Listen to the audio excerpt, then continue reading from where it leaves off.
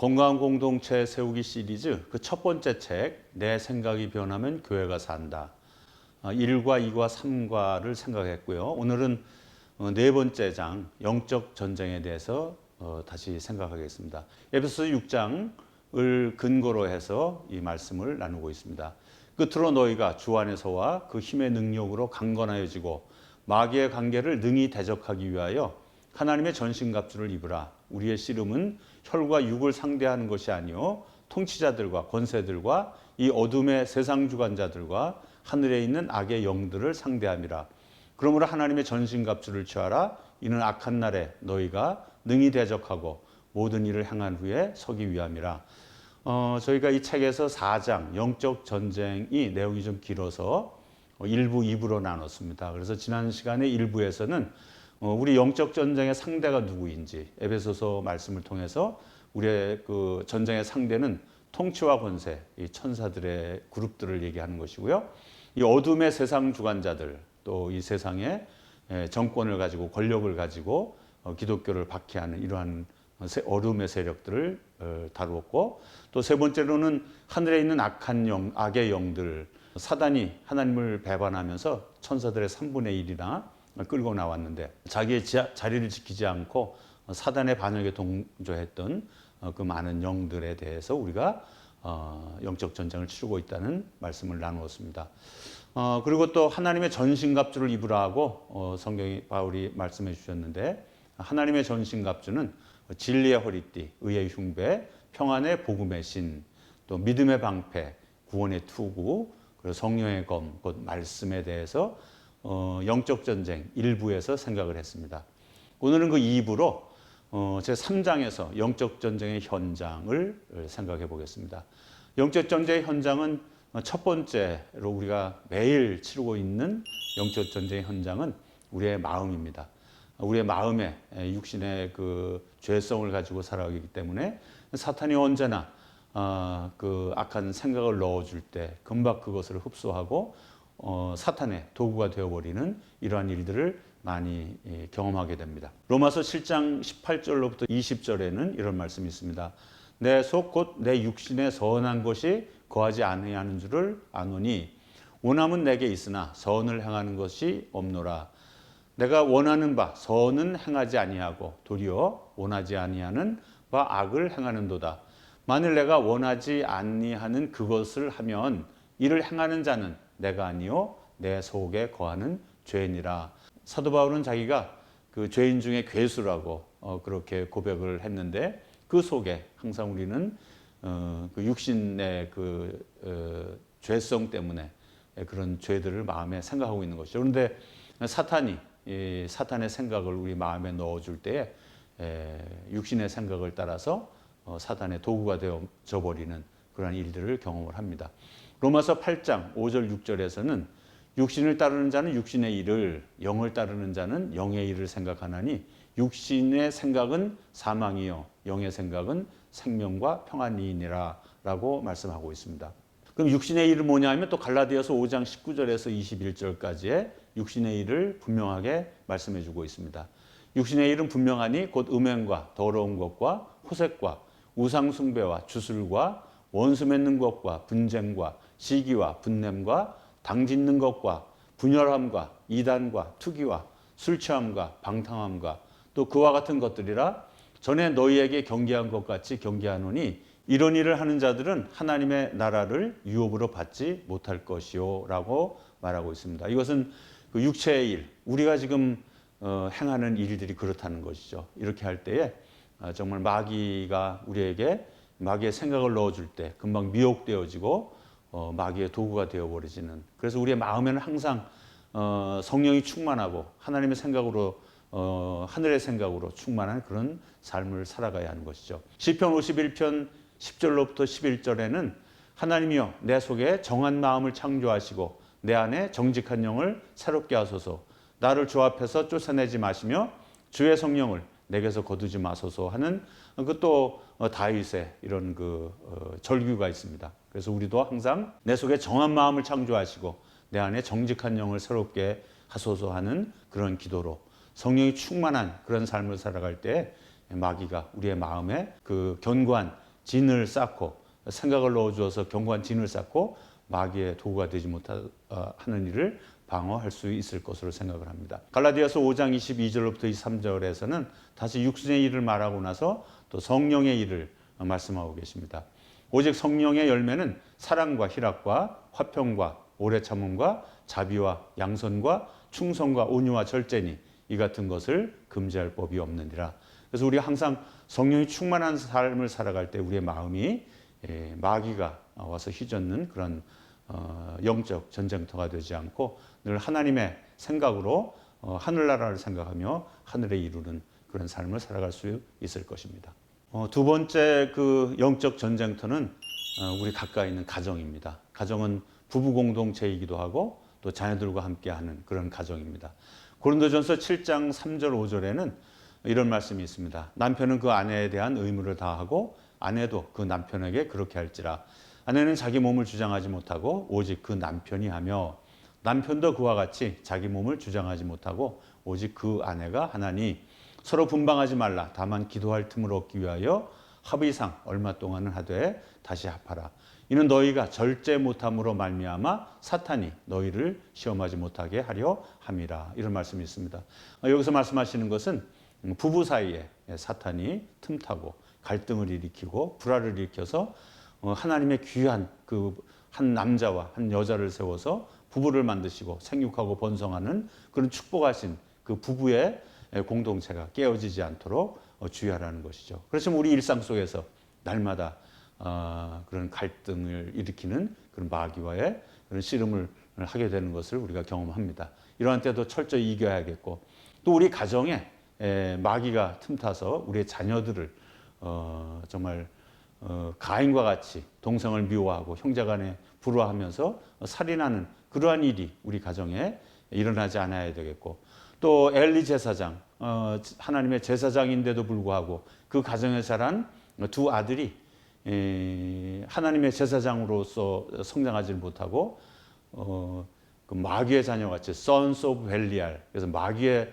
자녀들이라고 하는 불량자로 자라나는 그러한 비극을 또 엘리 제사장의 가정이 맞닥뜨렸습니다. 또한 기브아성에서는 많은 그 불량자들이 그래서 이 사회가 불량자들로 가득해 버리는 그러한 그 사회가 되지 않도록 우리 가정에서부터 우리 자녀들이 복음 안에서 말씀 안에서 하나님의 축복과 은혜 가운데 잘 성장해서 이 세상에 나아가서 참 좋은 씨앗으로 이렇게 세상을 변화시키는 정의와 사랑을 행하며 하나님과 동행하는 그런 자녀들로 길러져야 할 것이 우리의 가정입니다.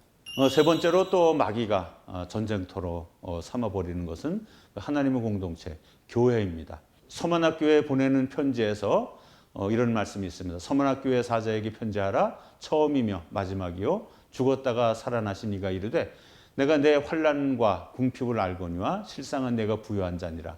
자칭 유대인이라 하는 자들이 비방도 알거니와 실상은 유대인이 아니요 사탄의 회당이라.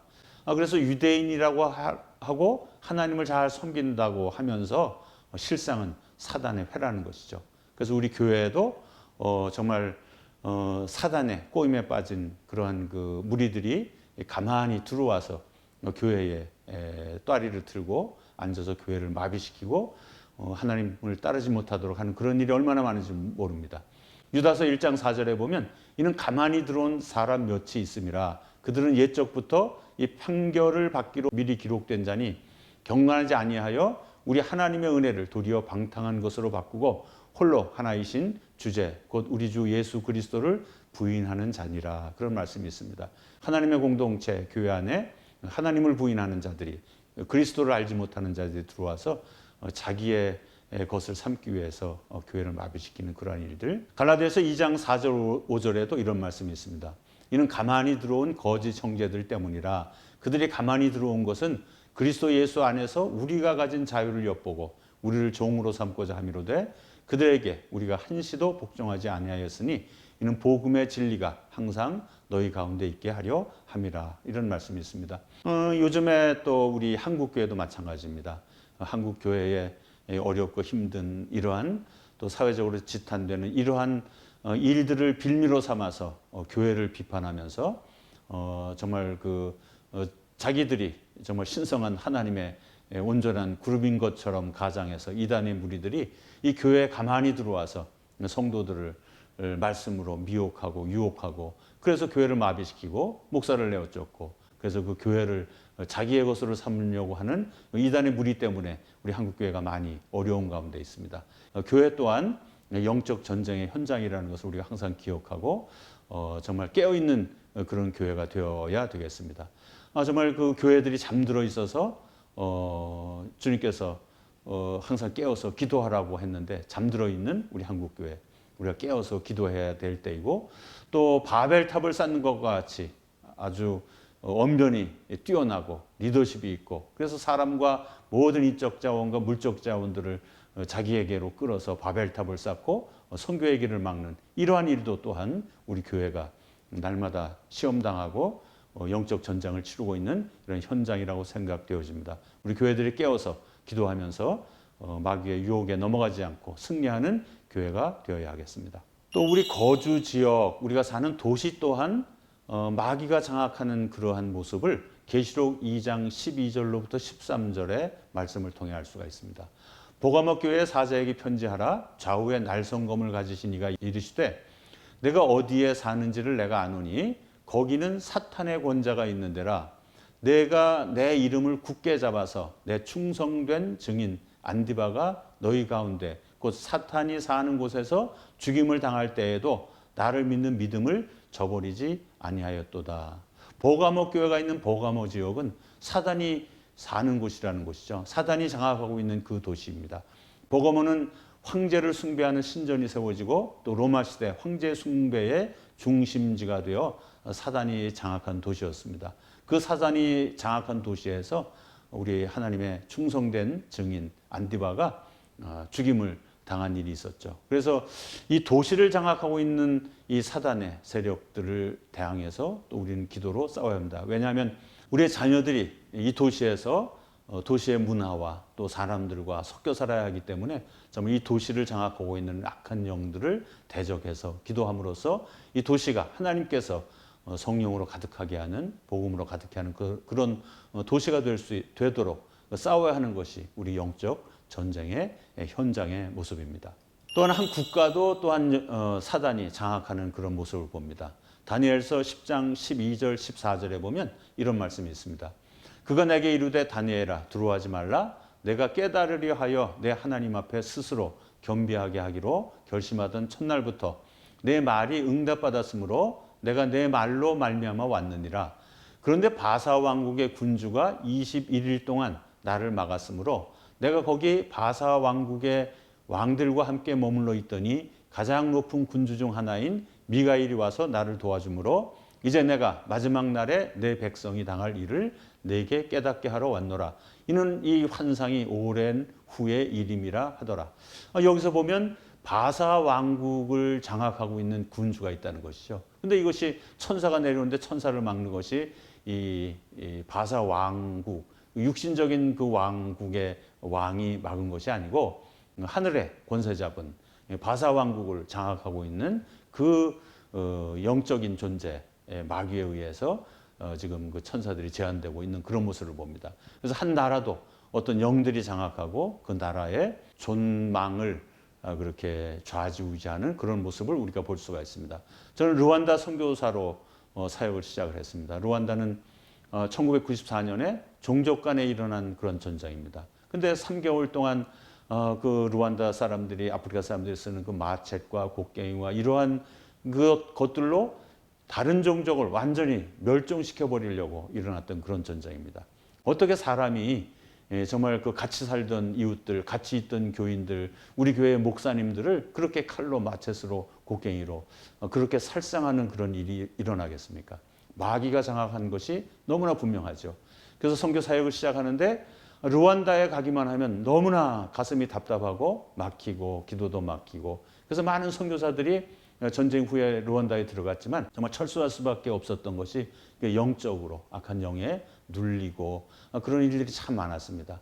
그래서 저희들이 이 일을 그 르완다를 장악하고 있는 악한 영들을 물리쳐야 이 나라가 변화되겠다는 그런 또 하나님께서 음성도 주셔서 2001 르완다 전국 복음화 대회를 준비를 하고 그 일을 준비하기 위해서 루안다 전국 교회를 동원해서 함께 구국 기도회를 철야하고 금식하고 기도하는 그러한 기도회를 갖고 또 우리 한국 성도들이 70여 명의 선교들이 그 아프리카에 루안다에 들어가서 12개의 그 프리펙처, 전에는 프리펙처라고 했습니다.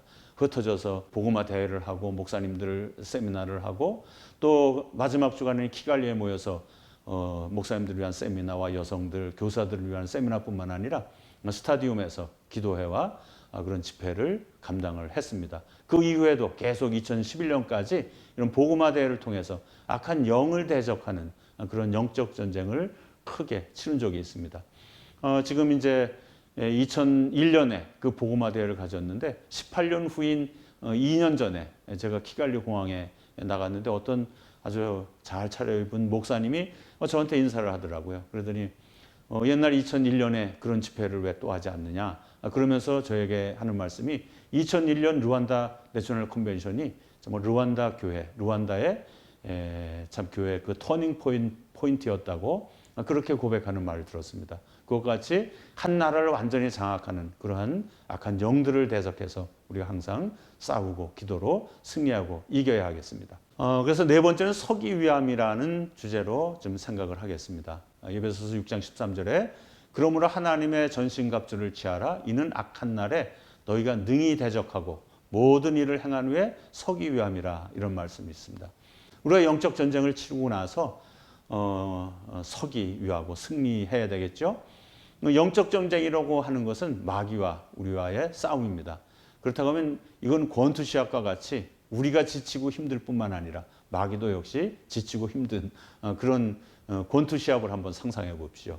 그래서 만약에 우리가 10라운드에 가서 마귀도 지치고 우리도 지치고 서로 지쳐 있는데 그때 심판이 10 카운트할 때 일어서는 자가 승리한 자거든요. 그래서 우리는 끝까지 싸우고 지치고 힘들고 그러기 상태에 갈지라도 하나님을 붙들고 일어설 때 그때가 바로 승리하는 그런 순간이라고 생각이 되어집니다. 우리가 그동안 그 하나님의 전신갑주를 생각했습니다. 이것들은 방어하는 그러한 우리의 준비였습니다.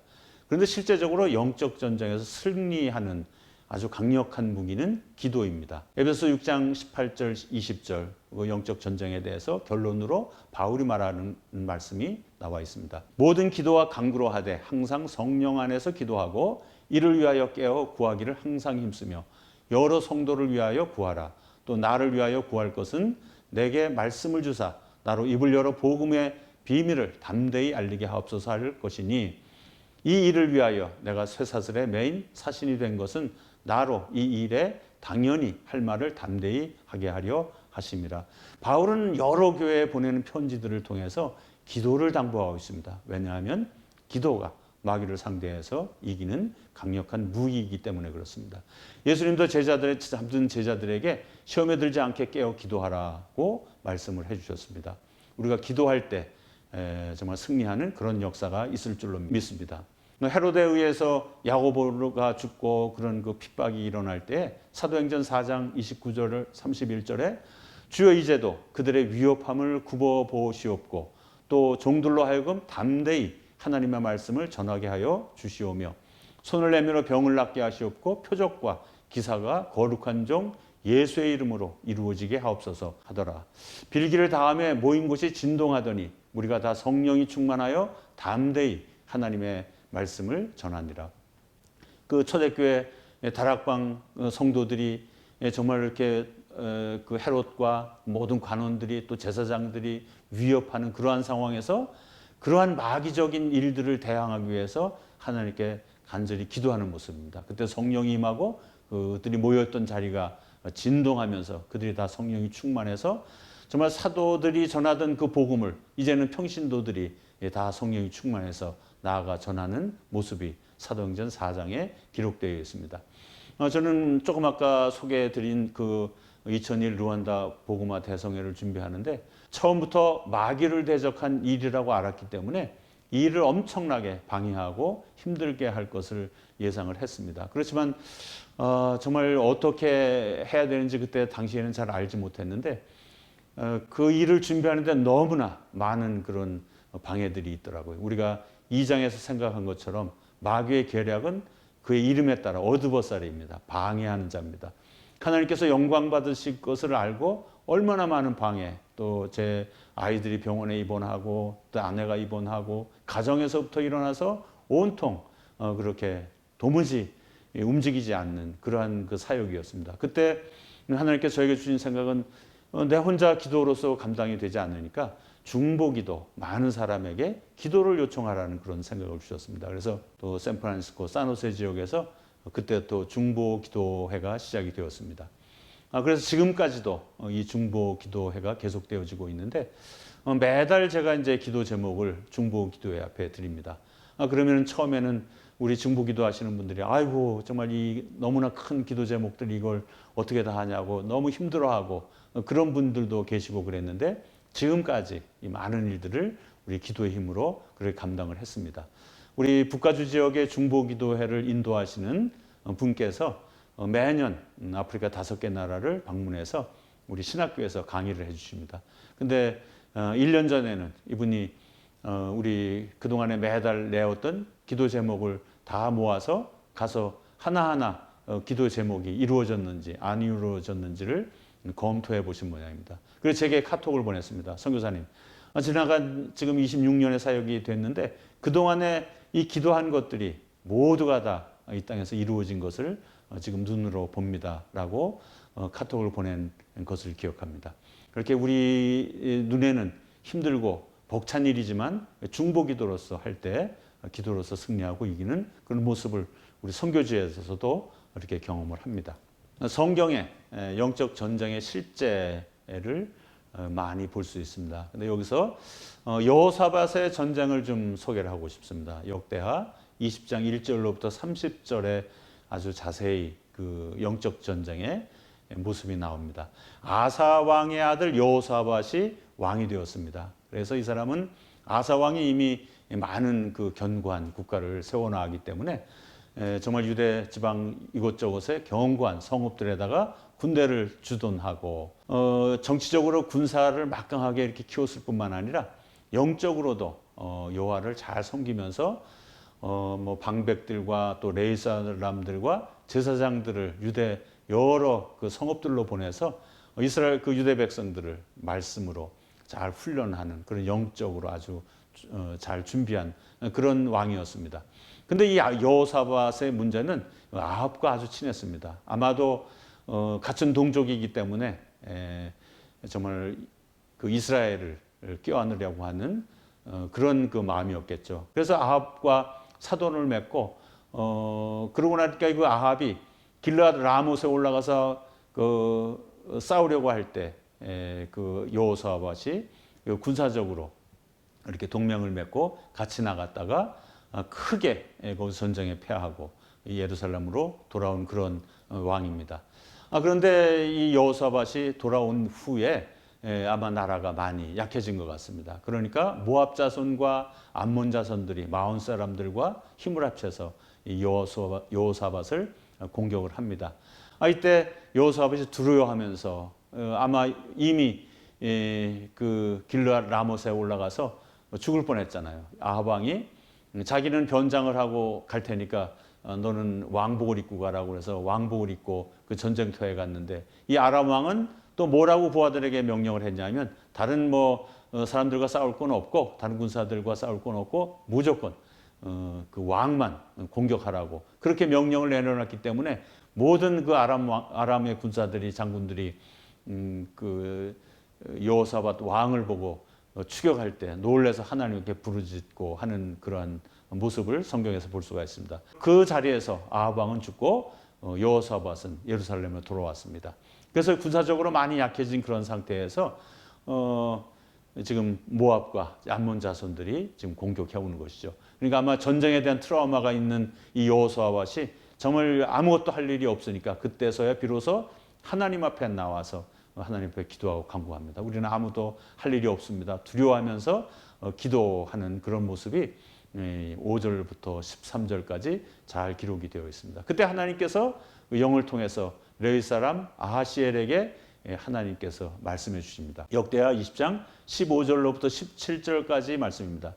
야하시엘이 이르되 온 유대와 예루살렘 주민과 여호사밧 왕이여 들을지어다. 여호와께서 이같이 너희에게 말씀하시기를 너희는 이 큰 무리로 말미암아 두려워하거나 놀라지 말라.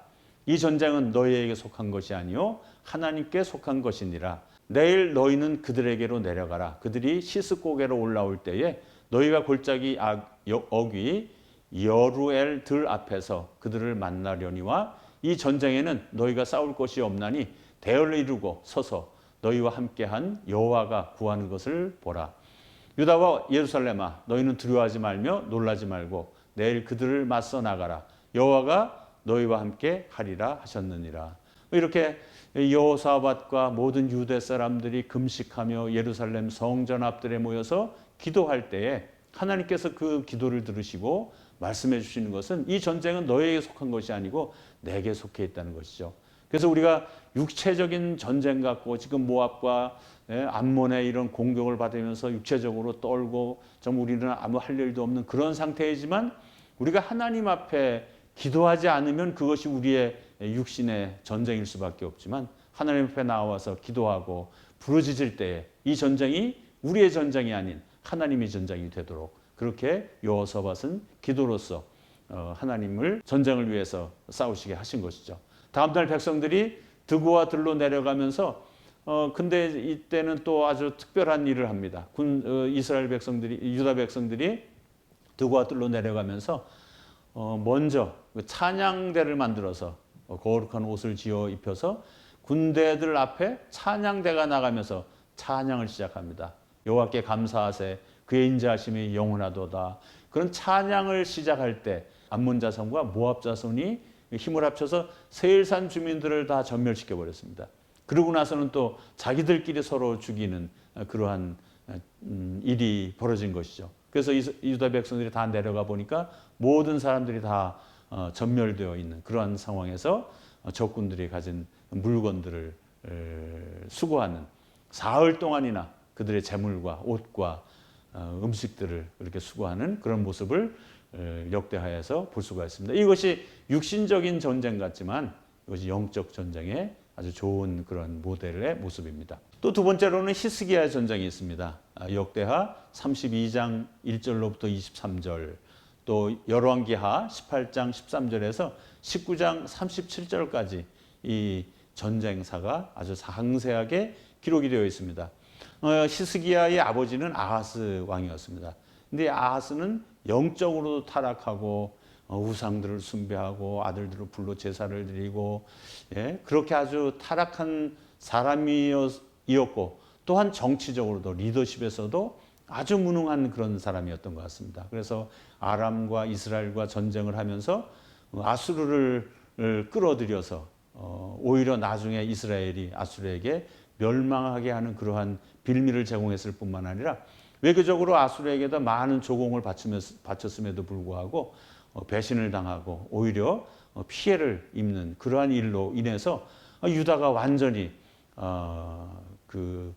너무나 쇠퇴한 그러한 그 상태로 만들어버린 그 아버지였습니다.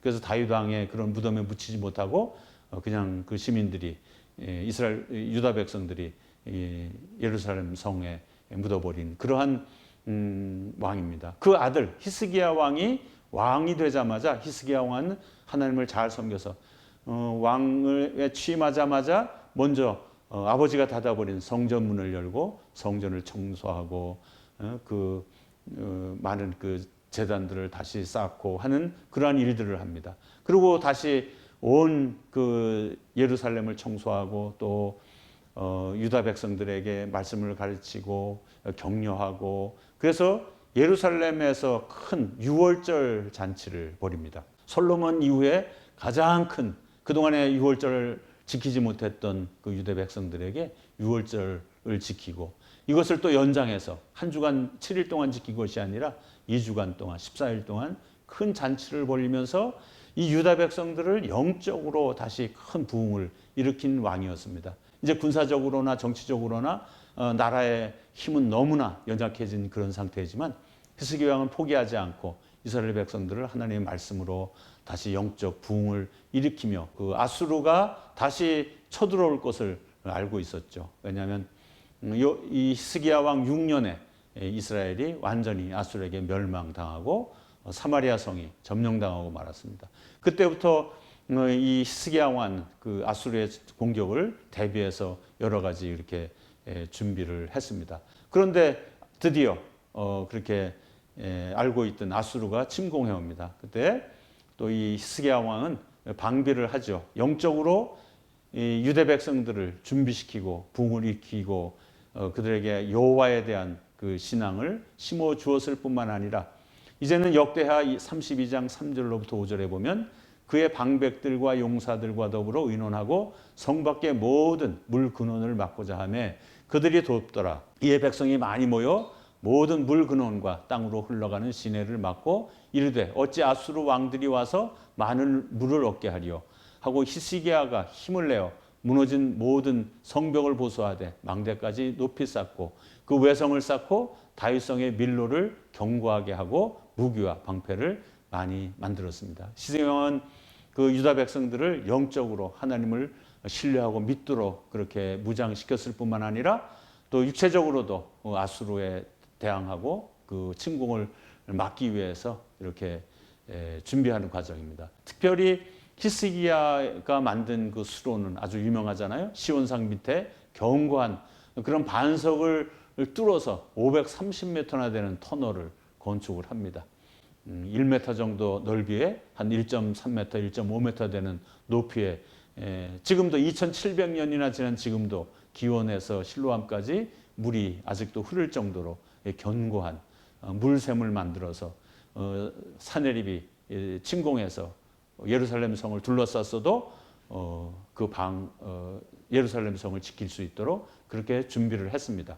또 두 번째로 그 히스기야 왕은 유대 백성들에게 신앙으로 준비시키고 정말 담대함을 가지게 그렇게 훈련을 했죠. 역대하 32장 6절 8절에 보면 군대 지휘관들을 세워 백성을 거느리게 하고 성문 관장에서 자기 앞에 무리를 모으고 말로 위로하여 이르되 너희는 마음을 강하게 하며 담대히 하고 아수르 왕과 그를 따르는 온 무리로 말미암아 두려워하지 말며 놀라지 말라. 우리와 함께 하시는 이가 그와 함께 하시는 자보다 크니 그와 함께 하는 자는 육신의 팔이요 우리와 함께 하시는 이는 우리의 하나님 여호와시라. 반드시 우리를 도우시고 우리를 대신하여 싸우시리라 하며 백성이 유다 왕 히스기야의 말로 말미암아 안심하니라. 그래서 히스기야 왕은 백성들에게 하나님을 전적으로 신뢰하고 믿고 담대하라고 그렇게 백성들을 준비시켰습니다. 그래서 랍사 그 아수르 왕의 사네립의 장군 랍사게가 많은 군사들을 이끌고 와서 이스라엘 유다 백성들을 막 위협을 합니다. 성 밖에서 위협을 하고 그다음에 히스기야가 여호와만 섬기라고 했느냐?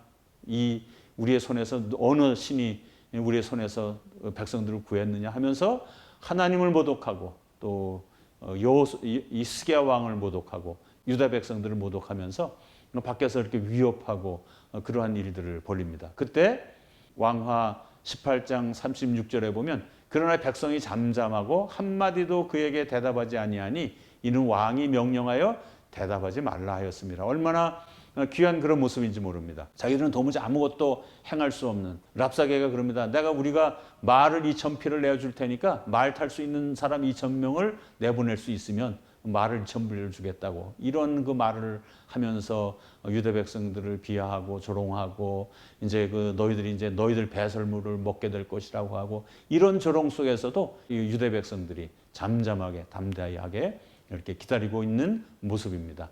우리도 마찬가지로 영적 전쟁을 치를 때 온통 교회가 우리의 공동체가 그런 위협을 당할 때 사람들은 아비규환이 되고 두려워하고 떨고 이런 모습일 때는 우리가 패배할 수밖에 없지만 여호와 하나님을 믿고 잠잠히 있는 그런 모습을 통해서 승리할 줄로 믿습니다. 이 세 번째로 히스기야 왕은 모든 것들을 다 준비하고 히스기야 왕은 이사야 선지자에게 기도를 부탁합니다. 기도로 승리할 수 있다는 것을 알았기 때문이겠죠. 역대하 32장 20절 21절에 보면 이러므로 히스기야 왕이 아모스의 아들 선지자 이사야와 더불어 하늘을 향하여 부르짖어 기도하였더니 여호와께서 한 천사를 보내어 아수르 왕의 진영에서 모든 큰 용사와 대장과 지휘관들을 멸하신지라. 아수르 왕이 낯이 뜨거워 그의 고국으로 돌아갔더니 그의 시내 전에 들어갔을 때에 그의 몸에서 난 자들이 거기서 칼로 죽였더라. 히스기야 왕은 성전에 들어가서 울부짖으면서 기도합니다. 하나님. 그다음에 그 사내립이 보낸 그 편지, 하나님을 모독하고 유대 백성들을 모독하는 그러한 그 편지를 하나님 전에 들어가서 하나님 앞에 펴놓고 기도를 합니다. 하나님 보십시오. 이렇게 이런 위협 가운데 우리가 있습니다. 우리를 구해 주십시오 하는 그런 기도를 드리죠. 또 이사야 선지자 하나님의 사람에게 사신들을 보내서 기도해 달라고 부탁하는 그런 그 히스기야 왕의 모습을 봅니다. 이런 기도를 하고 났더니 보니까 아수르 대군이 18만 5천 명이나 되는 사람들이 하나님이 보낸 영에 의해서 하룻밤 사이에 다 전멸되어 버리는 그런 영적인 전쟁이었습니다. 아수르 왕 사내립은 그렇게 머쓱하게 돌아가 가지고 자기 나라로 돌아가서 자기의 신 니스록의 신전에 경배하러 들어갔다가 자기 아들 두 아들에게 죽임을 당하고 그리고 그 아수르가 근본적으로는 나중에 바벨론에게 패해버리는 그러한 빌미가 히스기야 왕의 그 기도를 통해서 이루어진 모습을 봅니다. 이렇게 영적 전쟁은 에서 승리할 수 있는 것은 기도입니다. 강력한 무기인 기도. 또 우리가 다시 기도를 회복하고 기도를 통해서 우리의 가정을, 우리의 교회를, 우리의 국가를 다시 세우는 그런 역사가 있었으면 좋겠습니다.